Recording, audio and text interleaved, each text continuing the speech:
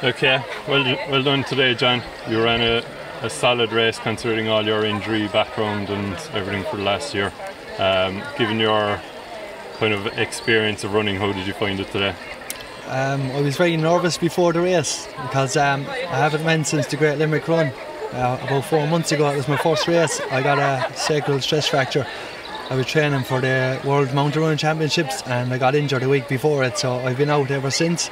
And I've just been coming back the last couple of weeks and looking at the calendar for flat races. Charleville was the first one that stuck out in the calendar, and I thought if I can get back and run steady there, I'll give me a bit of confidence going forward. And I ended up running, sub 2:30 marathon pace today. I ran 1:14:30, and I'm delighted with that. And the weather was perfect.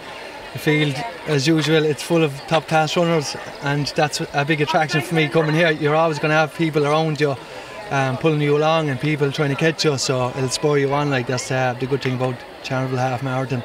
Yeah, well, the thing about Charleville Half Marathon over the years is that the main aim of the race was basically to try and give everybody a race where they can come and run on a flat course, and that in the long term they're able to aim for something and build up to it and know their pace. There's a lot of other events that might be hilly or challenging otherwise, and with Charleville you have flat course where you can run predictable times, and where runners, whether they're the top level athletes, because when I was a runner myself and competed at the top kind of level at the front of the races, the problem was that there was a lot of courses that were hilly and it was hard to get a gauge on where you are in terms of fitness. And then if you wanted to go on and do a marathon, you were in trouble because you couldn't get a precise measure of where you were, whereas like a runner like yourself that's running in the 70 minutes, or even runners that are faster than that or slower than that, they have the opportunity to run a race where they can even pace all the way through the course and then come away with a good measure of where they are fitness wise, and then they can go on to either a marathon or another international half marathon and be able to be satisfied with their results. Whereas a lot of runners, they might run a hilly course and they mightn't be sure of where they are with their fitness, and it's difficult to kind of push on into another event. Whereas when you get a flat course, you have a great idea of where you are fitness wise, and you can go forward with confidence onto your next event, whether it's a marathon or a half marathon. Yeah, definitely. I find that my own training, when I was training for Chicago last year, so I do my marathon pace runs. I wear the heart rate strap, and I can see, I'm doing a fair course, an out and back course, and I'm evaluating the data after it. And running today like this, you kind of get that bit of extra adrenaline as well, and there's a lot of factors that will help you in running with people around you and stuff.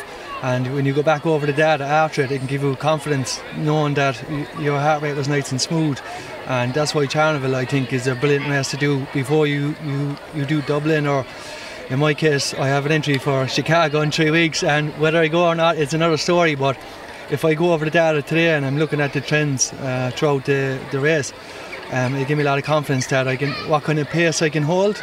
So I think if you ran this today and you kind of blew up, like, at least you can look over the data and say, all right, I probably need to ease off a couple of seconds on my pace if I want to do Dublin, or I know a lot of people come here before they go to Berlin because it's kind of similar course.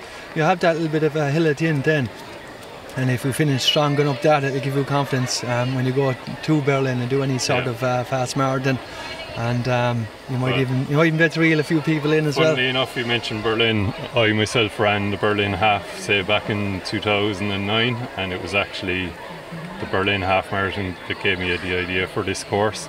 And Berlin is straight out like this course is, and you turn at the end of the loop and you come back straight again.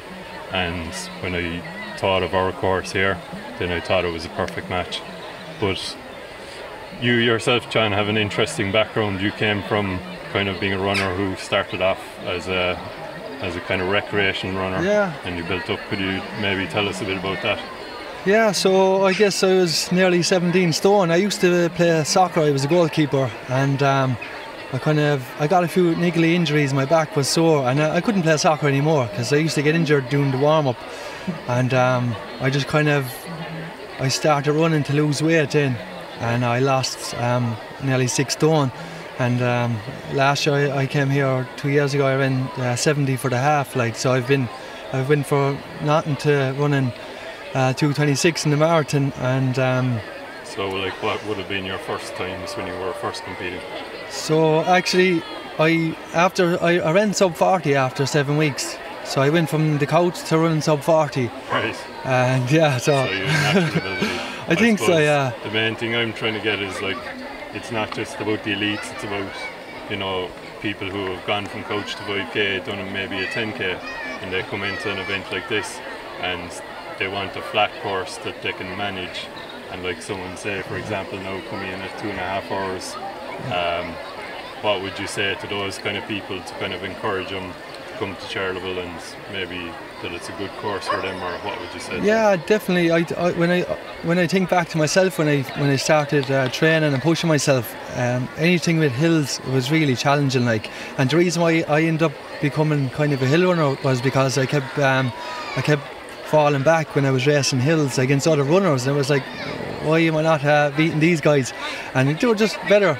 They were just running better on the hills. Like, so I started training on the hills, and I ended up being a hill runner. But coming here like today, on a flat course like Charleville, and you have pacers, which is a massive help. Like, yeah. And that's the good thing about Charleville, to have pacers for every 5 minutes. If you're coming along and you're a recreational runner, and you have people, like I said, all around you can just switch off, and it just makes it a whole lot easier to finish the race. Like, especially if you're stepping up to the half marathon, because a lot of recreational runners, they might do the 10Ks around the local races, and they mightn't have the confidence to do the half. But if we are going to do a half, Charleville is definitely one that you should aim for, because it's so fast and flat.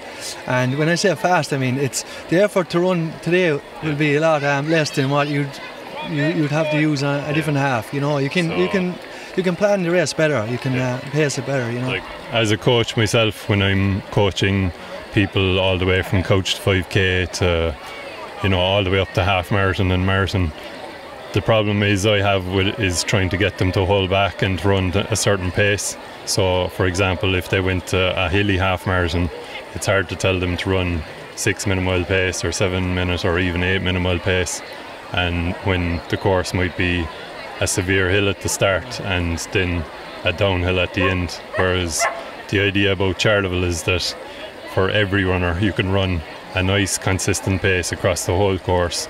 We advise them to save a bit for the last 2 or 3 miles where there might be a bit of a pull coming into the town, and finish strong. And I suppose that's the idea of the race, is that it's a race where everybody can get a good gauge of where they are themselves, and get good confidence from when they finish the race that they ran to their best of their ability, and be satisfied with that. Yeah, I agree with that, definitely. If you're giving tips to anyone, you always try to start off conservatively and finish strong throughout the race. And Charleville is a course that you can do that on. You can plan it, like you get that hill out of the way early, so your effort you're still able to keep your effort under control. And then when you get into Kilmallock and start turning back, you know, depending, sometimes like today we had a slight kind of headwind for the first half, so I knew, like, once I get to Kilmallock, if I kept that pace steady, that I'm going to be able to finish strong.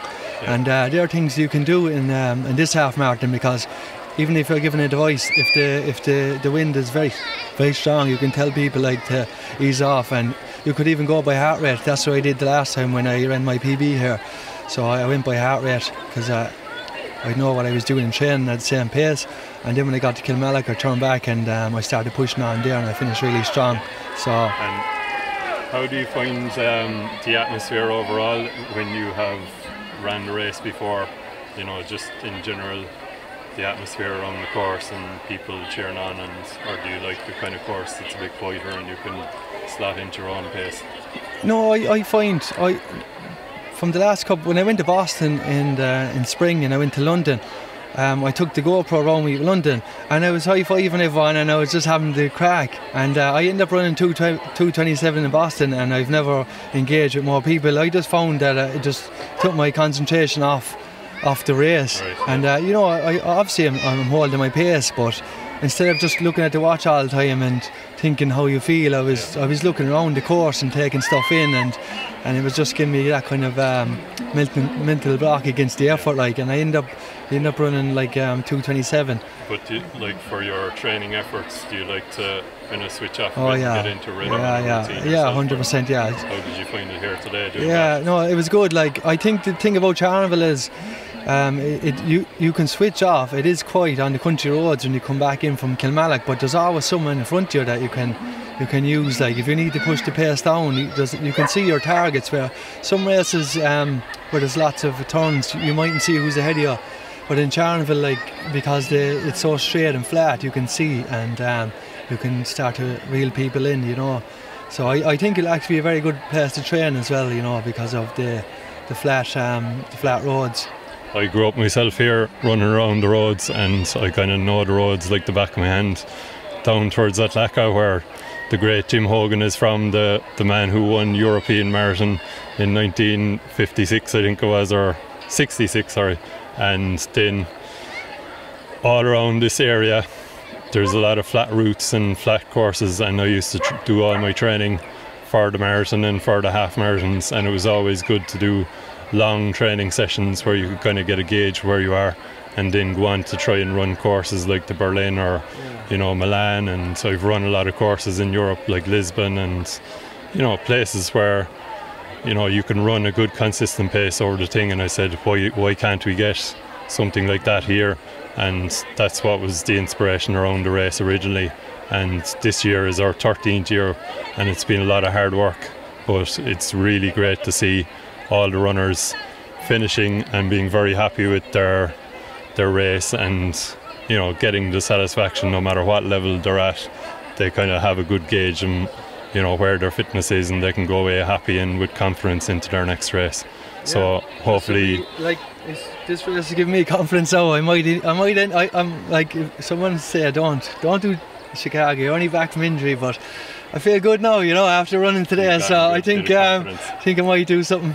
I think I might crack the GoPro out and go. Today could be the first step to coming back properly, like. But I'm going to mind myself, obviously. But when I was driving here today, I didn't know how far I was going to get, or I didn't even know what pace I was going to do. Like, I was talking to Sean before it, and he was just saying ease off as well, like. And I said, okay, I'll see, can I do 5:45s, and I end up doing 5:40, like, so. And I think I'm going to go home now and go on to British Airways or Aer Lingus and have a look at the flights. Okay, John, well, we'll leave you go. Thanks a million for you know, talking to us and telling us about your experience at Charleville, and you know, hopefully it'll help other people in the races in future, and we can kind of get more people to come to Charleville and create a better atmosphere in the future. And thank yourself as well. You always look after the, like, you know, if you can run a fast enough time, you always put it out there that you help. Well, the thing about the top runners, and when I was, you know, maybe sub-elite myself, was that it was always difficult to line up a race and get a good course. So I try and make it as easy as possible. When you're training at a high level, it's very hard to kind of line up a race perfectly, so I try and make it as easy as possible for the top runners to come here and get into the race, and you know, get their accommodation sorted, and you know, as little stress as possible, so they can get the most out of themselves on the day. Are you going to make a comeback to the half yourself? Hopefully I'll make a comeback. I missed out today. So. Are you going to wear super shoes? Unfortunately, it's a requirement these days. Okay. Thanks very much. All right. Thanks, John. Appreciate it. Cheers.